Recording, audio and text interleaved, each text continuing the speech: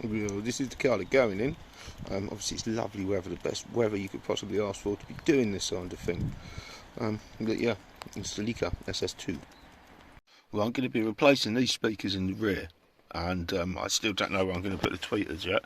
That's still somewhere. I've got to work that out. I'll get looking. But yeah, for these I've got to take the whole rear trim out.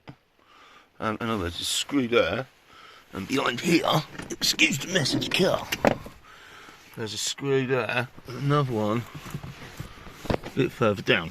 I can't see it, but I'll...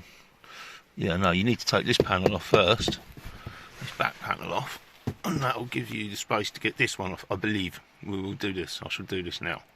But yeah, them two screws, and I think the rear panel comes out. I've already got the rear panel removed, the rear trim, because I have. Yeah, but that is really easy and simple to come off. It's a couple of clips and it pops out. Just a quick one, because I only recently found this out. Japanese cars and stuff, they use Phillips. They don't use Phillips screws, but you think they're Phillips screws, but they're actually JIS, I think it is. Japanese International Standard. I double check. It's either JIS, because JSI is a group, isn't it? So it must be JIS. But yeah, because I don't know if you noticed, like normal Phillips screwdrivers don't quite feel right.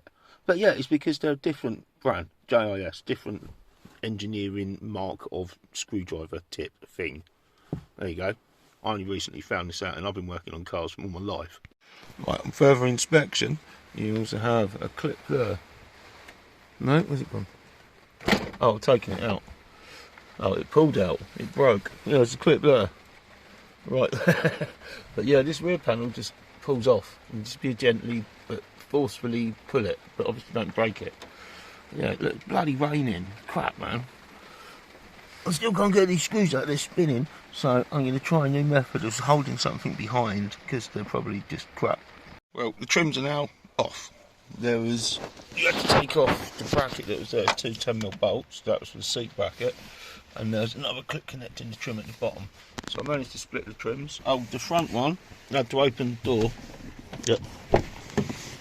And take that trim off. Yeah, it just pops off. Be careful, there's little slots on the outside where you can pop a screwdriver underneath. But yeah, that's where the speaker is hopefully going to fit and be good. We hope so, because we haven't talked much about the speakers yet, but the DS18s, and they have a RMS power handling of 140 watts, and they're going to be powered by a JBL amp, and yeah, they should sound pretty good. I'll let you know. But these are old, and as you can tell, the car's nearly 30 years old. It's like give or take a month or two. So yeah, swap them out, make it nice. But yeah, they're held in. I'm going to take this part out, which is held in by 10mm bolts, and then we'll go inside where weather's nicer, and I'll probably put the kettle on, make myself a cup of tea, and see how to make this work, see if the speakers fit, see if there's any cutting involved. But I bloody hope not, but maybe not. So these are the speakers that are going in it, and that was Cole's legs. You've just seen him move. That's Lucky's arse. Yeah, DS18 6.5 inch mid-range. Apparently they're 1 inch, but they mean 1 inch voice coil, so they're actually 8 centimeters across, which is a bit big for the car, but never mind. Here we go. And the crossovers, quite beastie, big coils in them. You see, that's my hand. That's four fingers. They're big. And that's Cole, already diving into it. It's with his screwdrivers. Right, these speakers are just a little bit bigger than the original Toyota ones. So what I've done here is I'll just clean this bit off, and you've got just enough room to mount it, and it's only got like 3 solid positions, but I'll have to make something for the back, but I can't do that today. I'm hoping to make at least noise through it today, because it's Sunday. Well, they fit, which is nice. That wasn't too difficult to make them fit. Literally all I've done was trim out a little bit of plastic, drilled 3 new holes, and they're in there pretty solid. I'm going to have to get a speed clip or something just to make a little clamp or something for this top screw here. But I can do something. I'll come up with something, or maybe just a piece of metal and screw it out, stick it out. Yeah, but that's a job for another day. But I want to get them in, basically in today, to see what they can sound like. Right, the next job, what we got, you can't really see in there, but it needs to have some more sound deadening. That's the original bit of Toyota, so I'm going to cut a couple of parts. and stick them in. There's no point in showing you that, you can't see nothing. But yeah, that's what I'm going to do next. And then I have to wire the cables to the amp that's going to go in the back and run it. Still not sure where I'm going to put the tweeters though. Still don't know where the tweeters are going to go. Oh well. Right there, all good. Sound deadening done. And sound deadening done that side. Pretty solid.